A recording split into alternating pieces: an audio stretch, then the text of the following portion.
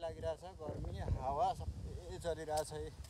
आज म उहाँ एउटा दाइ हिँडिराख्नु भएको छ।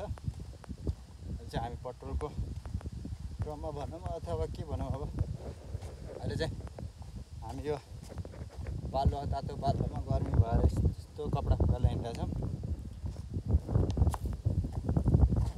यो जङ्गलमा अब के पाइन्छ गैँडा बाघ भालु हात्ती गाइस म तपाईँहरूलाई देखाउँछु।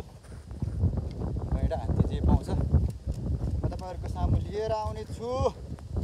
अब केपी बाको कार्यकर्ताले अब त्यस्तो उसमा हाने जस्तो गरी त हान्दैनन् होला। फेरि केपी बा भन्न पनि डर लागिरहेछ क्या। केपी बा भने पनि फेरि अब मलाई पनि यता के थाहा त्यसको लागि लाने हो कि भन्ने भइरहेछ।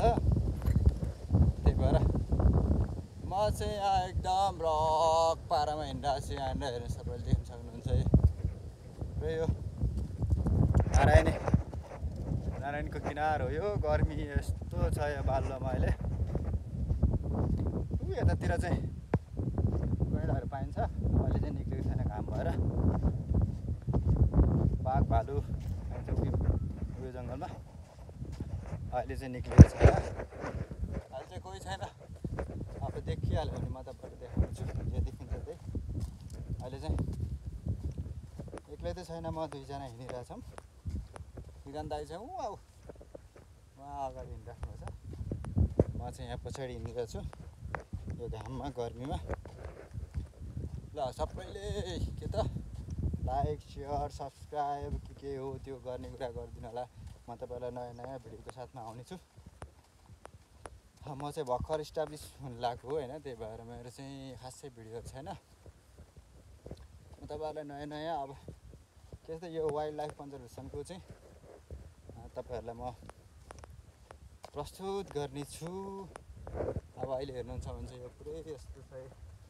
पुरै यो पानी सुकेको अहिले किनार छ। यहाँनिर चाहिँ केही छैन अहिले। पुरै सुक्खा मरुभूमि जस्तो भइरहेको छ। दुबईमा आए जस्तो फिल भइरहेको छ यहाँनिर चाहिँ। पुरै दुबईको जस्तो मरुभूमि मात्रै छ यहाँनिर। म तपाईँलाई केही गैँडा सैँडा बाघहरू हात्ती देख्यो भने देखाउने नै छु। र मेरो भिडियो अन्तिमसम्म हेरेर तपाईँहरूले साथ support subscribe like and share गर्नुहुन्छ भन्ने म पुनः विश्वस्त छु। Thank you very much.